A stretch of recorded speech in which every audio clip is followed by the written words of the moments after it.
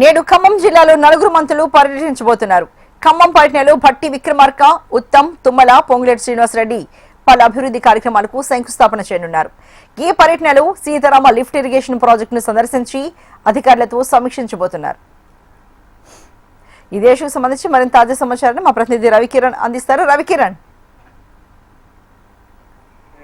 4 మంత్రులు పర్యటించున్నారు. Deputy CM Mallu Bhatti విక్రమార్కతో పాటుగా ఉత్తమ్ కుమార్ రెడ్డి, తుమ్మల నాగేశ్వరరావు, పొంగులేటి శ్రీనివాసరెడ్డి కూడా పర్యటించినట్టు తెలుస్తుంది.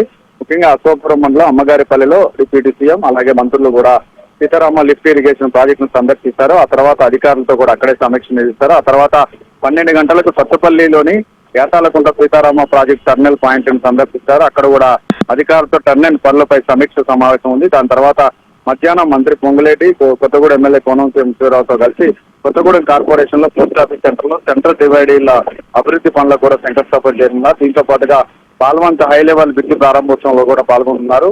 అక్కడ నుంచి కొత్తగూడెం కార్పొరేషన్ దంపేట సెంటర్ వద్ద రహదారి విస్తరణ పనులకు కూడా శంకుస్థాపన చేశారు. ఈ నేపథ్యంలో సమీకృత కలెక్టరేట్ లో కూడా భూభారతపై క్యాపిటల్, నాన్ క్యాపిటల్ గ్రామాల రీసర్వే మరియు ఇందిరమ్మ ఇండ్ల పథకంపై పూర్తి స్థాయిలో కూడా అధికారులతో జిల్లా కలెక్టర్ కావచ్చు ఉన్నతాధికారులతో సమీక్షలో నిర్వహించుతున్నారు. ముఖ్యంగా మంత్రుల పర్యటన నేపథ్యంలో మరోవైపు బీఆర్ఎస్ శ్రేణులు కూడా అదుపులోకి తీసుకున్నారు. చాలా వరకు కూడా భద్రాద్రి కొత్తగూడెం జిల్లా వ్యాప్తంగా కొత్తగూడెం కార్పొరేషన్ పరిధిలో 8 మంది కార్పొరేటర్లు అలాగే బీఆర్ఎస్ ముఖ్య నాయకులను కూడా ఇప్పటికే పోలీసులు అదుపులో తీసుకున్నారు. ఎటువంటి ఇబ్బంది తలెత్తకుండా మంత్రుల పర్యటన సజావుగా సాగే విధంగా సీతారామ ప్రాజెక్టు సంబంధించి అభివృద్ధి ఎలా జరుగుతుంది, మునుముందు ఎలా చేయాలన్న దానిపై పూర్తి స్థాయిలో కూడా అధికారులకు దిశానిర్దేశం చేయనున్నారు.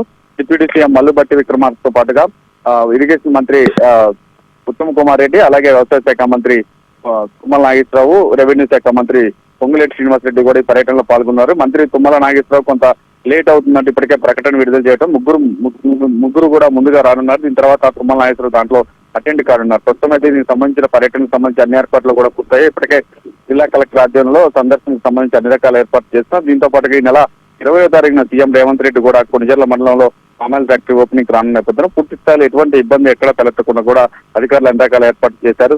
సీతారామ ప్రాజెక్టుకు సంబంధించి బీఆర్ఎస్ కాంగ్రెస్ మధ్య వాదోపవాదాలు, ఆరోపణలు, ప్రత్యారోపణలు వస్తున్న నేపథ్యంలో మంత్రుల పర్యటన అయితే ప్రాధాన్యత సంతరించుకుంది. సీతారామ ప్రాజెక్టు టర్మినల్ పనులతో పాటుగా సీతారామ ప్రాజెక్టును సత్తుపల్లి వరకు విస్తరించేందుకు పూర్తి స్థాయిలో వర్క్ నడుస్తున్న నేపథ్యంలో టర్మినల్ అంతా కూడా ఎలా ఉంది, యాతాలకుంట టర్మినల్ సంబంధించి ఇంకా పనులపై కూడా పూర్తి స్థాయిలో అయితే అధికారులకు దిశానిర్దేశం చేయనున్నారు మంత్రులు. So much Ravikiran.